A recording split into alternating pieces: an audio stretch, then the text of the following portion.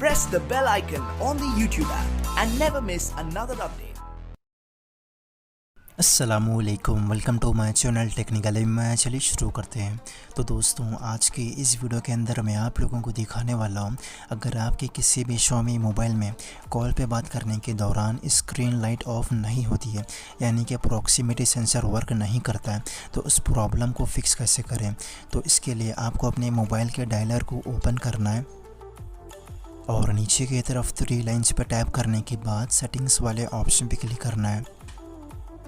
अब यहाँ सेंटर में आपको इनकमिंग कॉल सेटिंग्स का एक ऑप्शन मिल जाएगा। इस पर जाने के बाद आपको नीचे की तरफ प्रॉक्सिमिटी सेंसर का फ़ीचर मिल जाता है। अगर आपके मोबाइल पे ये फ़ीचर डिसेबल है तो आपको सिंपली इसको इनेबल कर देना है। और दोस्तों, अगर आपके मोबाइल पे ऑलरेडी ये फ़ीचर इनेबल है तो आपको एक टाइम डिसेबल करके इसको वापस से इनेबल करना है। जिसके बाद कॉल पे बात करने के दौरान आपके मोबाइल की स्क्रीन लाइट ऑफ हो जाएगी।